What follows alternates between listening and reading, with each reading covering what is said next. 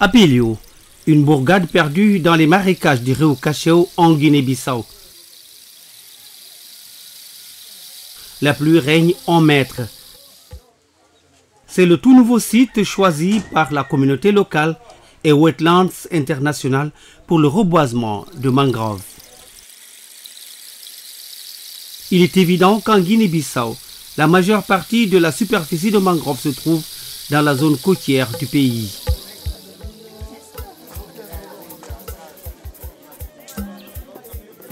Ici habite également 65% de la population.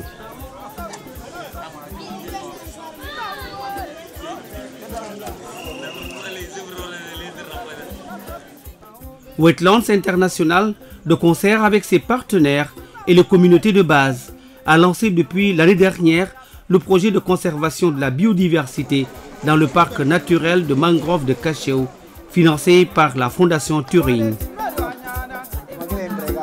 Celui-ci vise la réhabilitation de l'écosystème de mangroves dans le parc et sa périphérie pour limiter la pression sur la ressource et favoriser la régénération naturelle assistée et la récupération des sols dégradés.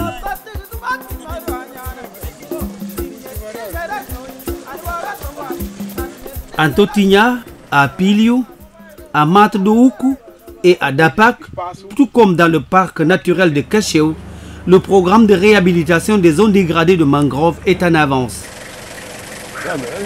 Les populations espèrent déjà cueillir les fruits de leur engagement.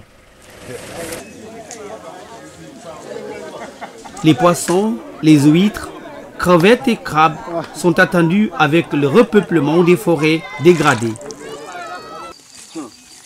Apilio ne veut pas être en reste. Sous une pluie battante, hommes, femmes et enfants se préparent à braver l'intempérie. Sous l'œil des encadreurs de Wetlands International, les communautés locales bénéficiaires écoutent les conseils de leurs animateurs. Je ne sais pas si vous constatez cette partie du palétuvier. Cette partie brûlée que vous voyez n'est pas bonne. Si vous constatez que cette partie est brûlée, cela veut dire que même si vous le plantiez, ça ne va pas pousser. Ça sera pareil si elle est brûlée vers le bas. Et si vous le plantez, ça ne va pas germer.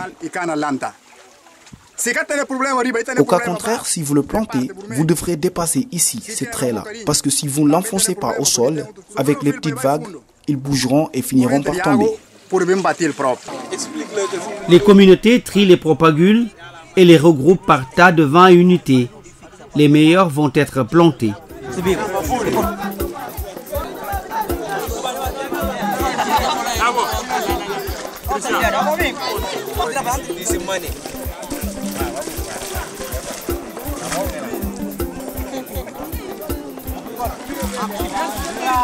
Les habitants se mettent en file et l'opération commence.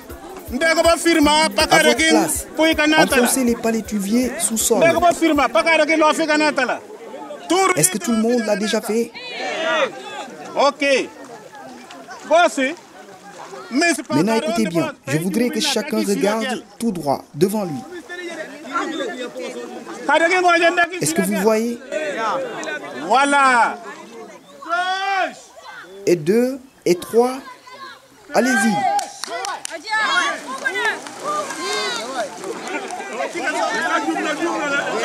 Le reboisement est d'une importance capitale pour la biodiversité.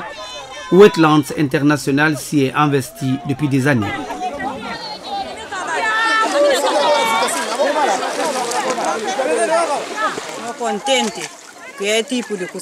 Nous sommes très contents pour ce geste et nous espérons encore plus. Nous prions Dieu de nous accorder une longue vie pour que nous puissions continuer à travailler sur ce rythme. J'encourage aussi les autres à se joindre à nous comme vous le faites déjà.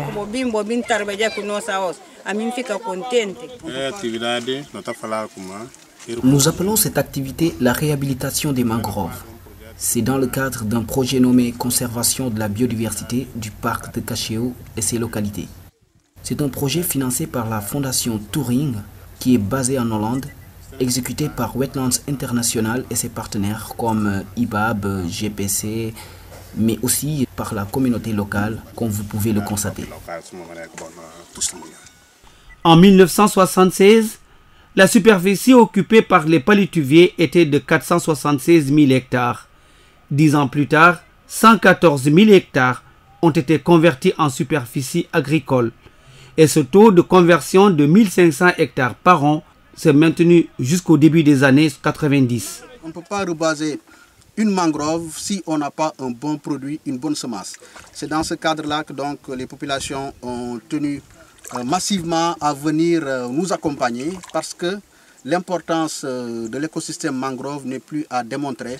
Et c'est dans ce sens-là que ce projet-là a vu le jour avec l'implication naturellement du parc naturel des mangroves de Cachao, le ministère de l'Environnement, mais également l'Institut pour la protection de la biodiversité IBAP et les collectivités locales qui se sont joints à nous pour contribuer un peu à la conservation de l'écosystème mangrove. Je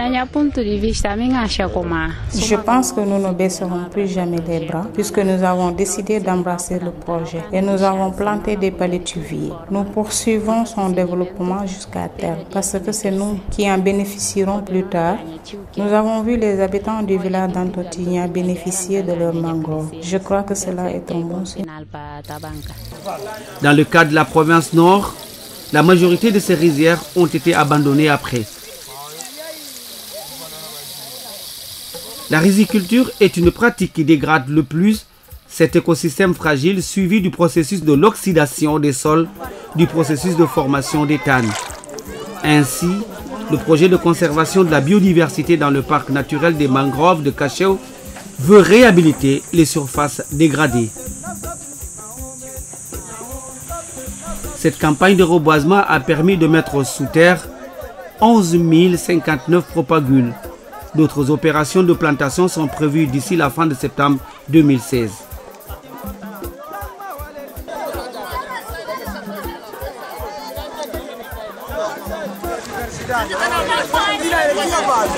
Au finish, Wetlands International et ses partenaires se fixent comme objectif la réhabilitation de 200 hectares dans le parc naturel de mangrove de Cachao et les autres villages d'intervention du projet.